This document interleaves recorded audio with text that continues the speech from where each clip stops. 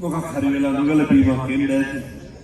Surprise කරන්න දෙන්න කියලා මේ පිහියරන් වෙලා කෙල්ලගේ බෙල්ල කැපුවා. අධිකරණ වෛද්‍ය වාර්තා සඳහන් ලේව වාහන වෙලා නරනවා කියලා. මෙහෙම හැදිලා වැඩක් තියෙනවා. මේ කොල්ලෝ ඉන්නවා කන මම කරනවා අත කපා ගන්නවා. බෝතල් කඩුවරක් කරනවා පුච්චන. උදේ පෞරුෂය අභිමානයේ කො එක පිරිමිකම තුල තියෙනවා. ඔය පිරිමිකම තුල ගොඩනගෙන්න ඕන එක පෞරුෂයක් තමයි. අර මම අපි විශ්වවිද්‍යාලයේ කොට දැකලා තියෙනවා. පන්ති යනකොටත් ඉතින් අපි කොල්ලෝ කෙල්ලත් එක්ක පන්ති ගිහින් සස්පෙලට සමහර කොල්ලෝ ඉන්න අම්මු කුණුහරුපෙන් බැන බැන ඉන්න ෆෝන් එක කණේ ගන්න. අපි යන කාටද බයින්නේ කියලා. මම මේ කියන විදිහට මම කියන්න පුළුවන් නායකයන්ට ඉන්න කියලා. ඔය කියන හාමුදුරන් අරකි තව ඩේට් අවුට් කරලා නැහැ. කොල්ලෝ මෙහෙම වෙලා හරියනවා. කෝ පෞරුෂය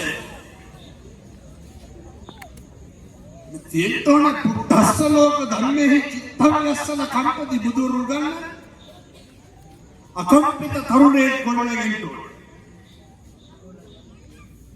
දරා ගන්න පුළුවන් කොල්ලෙක් හැදෙන්න එහෙම වුණොත් නම් ප්‍රශ්න තියෙනවා. මතක තියාගන්න. එක කුණුහරුපයක් කියන්න නැතුව සහකාරය නඩත්තු කරන්න බැයි නම් කසාද බඳින්න එපා. එක පාරක්වත් ගහන්න නැතුව සහකාරය නඩත්තු කරන්න බැයි නම් කසාද බඳින්න එපා. එයි තරුණයෙකුට පෞරුෂයක් තියෙනවා.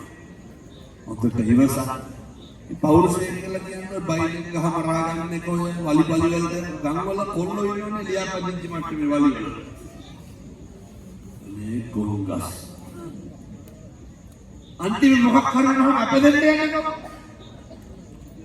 එක්ක අම්මා සමෘද්ධි බැංකුවේ ණයට සල්ලි ඉල්ලගෙන නෑ. එක්ක තාත්තා නැත්තම් බිරිඳ කියලා ගිහිල්ලා හපංගකට ගහ ගන්නවා. අන්තිම කවුරුවත් නෑ. බලන්න කවුරුවත් නෑ.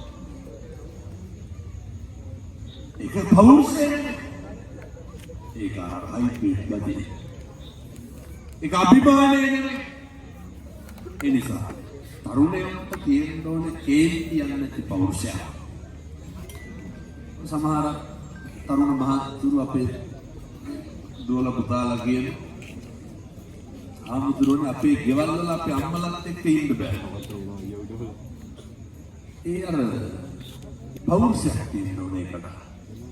යම්මලාත් සමහර අම්මලා කියවන්න ගත්තාම ඉවරයක් නෙමෙයි. ඒකට හොඳ අභිමානයක් තියෙන්න ඕනේ. ඒවා දරා ගන්න පුළුවන් වෙන්න ඕනේ. දරා ගන්න බැරි වෙන තරුණේ හැදුනහම මේක ලොකු විනාශයක් වෙනවා. සමාජ වෛරයක් නැති තරුණේ හැදෙනවා. මම මේකට බණ කියන්න වෙලාවකුත් නැහැ. විනාඩි 50ක් ඉවර වෙලා තියෙනවා. ඔය මට වෛද්‍යවරු කියලා දෙන විනාඩි 45කට වඩා කතා කරන්න තිබ්බා. මට මේ දවස් 4ක් විතර හොදටම ගුණ අදත් එහෙම බාරගත්තොත් කවුද යන්නේ? දැන් මම මේකට දාගෙන නැත්නම් එහෙම. එතකොට මේ ඉස්රායෙල්ලත් බාන්න බැරුන්නේ ඒ අසනීප. කෙසේ